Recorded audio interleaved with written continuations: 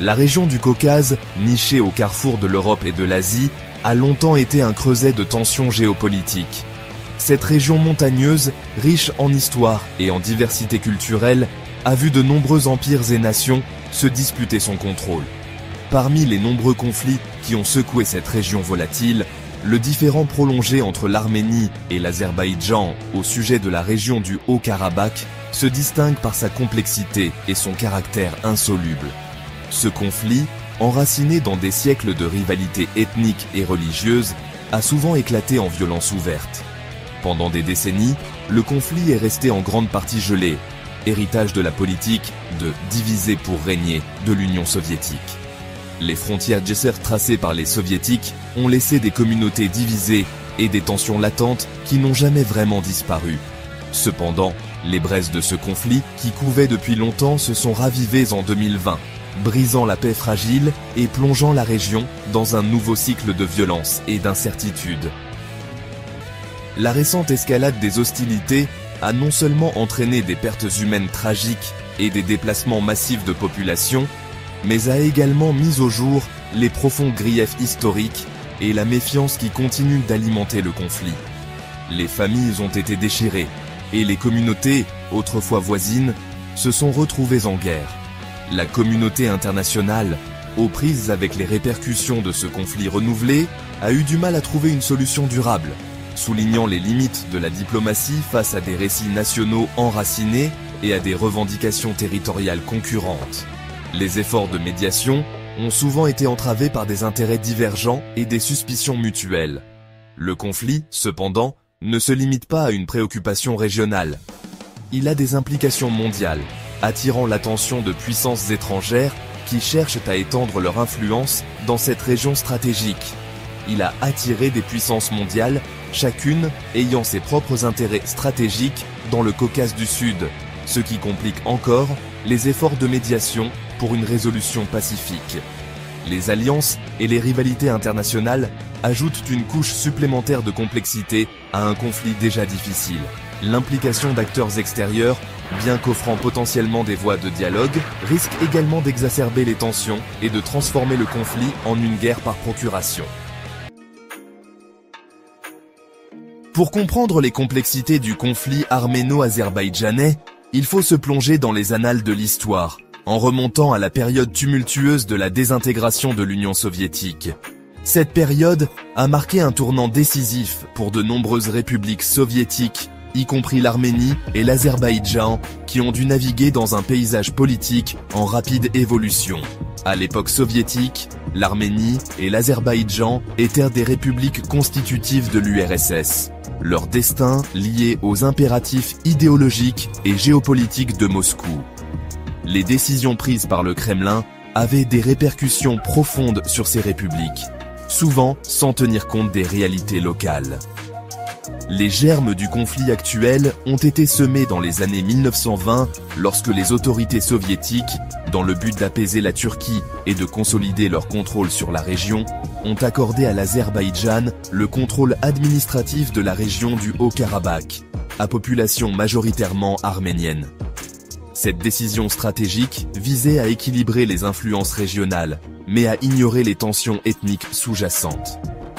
Cette décision, qui semblait à l'époque relever de la simple opportunité administrative, a eu des conséquences considérables, créant une ligne de faille ethno-territoriale explosive, qui allait éclater avec l'affaiblissement de l'emprise soviétique à la fin des années 1980. Les tensions ethniques, longtemps contenues par le pouvoir central, ont commencé à émerger avec une intensité croissante. Alors que l'Union soviétique était au bord de l'effondrement, des sentiments nationalistes ont déferlé sur ces républiques, et les aspirations longtemps réprimées de la population arménienne du Haut-Karabakh à l'autodétermination ont refait surface avec une vigueur renouvelée. Les manifestations et les mouvements nationalistes se sont intensifiés, exacerbant les tensions entre les communautés. En 1988, le Parlement du Haut-Karabakh a voté sa sécession de l'Azerbaïdjan et son unification avec l'Arménie. Une décision qui s'est heurtée à une vive opposition de Bakou. Cette déclaration a marqué le début d'une série d'événements qui allaient plonger la région dans une période de conflit intense. Le conflit, qui s'en est suivi, alimenté par de profonds griefs historiques, des tensions ethniques et des revendications concurrentes sur le territoire contesté, a rapidement dégénéré en une véritable guerre qui a fait des dizaines de milliers de morts et des centaines de milliers de déplacés. Les cicatrices de cette guerre sont encore visibles aujourd'hui, marquant profondément les relations entre les deux nations.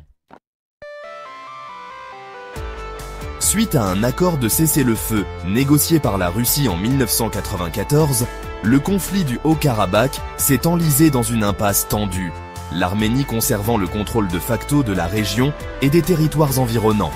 Cependant, les problèmes sous-jacents restaient non résolus et l'absence d'un traité de paix global laissait la porte ouverte à de futures escalades. L'année 2021 a marqué un tournant dans la trajectoire du conflit, avec une série d'événements qui ont brisé le fragile statu quo et plongé la région dans un nouveau cycle de violence. En mai 2021, les troupes azerbaïdjanaises ont avancé en territoire arménien, prenant le contrôle de hauteurs stratégiques et de villages le long de la frontière. Cette incursion, largement condamnée par la communauté internationale comme une violation de l'intégrité territoriale de l'Arménie, a témoigné de l'affirmation croissante de l'Azerbaïdjan et de sa détermination à modifier les réalités existantes sur le terrain. La situation s'est encore détériorée en septembre 2022, lorsque l'Azerbaïdjan a lancé une offensive militaire de grande envergure contre les positions arméniennes, entraînant les affrontements les plus meurtriers depuis la guerre de 2020. Cette escalade, accompagnée d'une rhétorique belliqueuse de Bakou, a fait craindre une conflagration plus large et a souligné la précarité de la situation. Section 4. Différents territoriaux. Le cœur du problème. Au cœur du conflit arméno-azerbaïdjanais se trouve un réseau complexe de différents territoriaux, chaque revendication et contre-revendication étant imprégnée d'histoire, d'identité nationale et d'un profond sentiment d'injustice historique. La principale pomme de discorde reste le statut du Haut-Karabakh lui-même, une enclave internationalement reconnue comme faisant partie de l'Azerbaïdjan, mais dont la population majoritairement arménienne aspire depuis longtemps à l'autodétermination.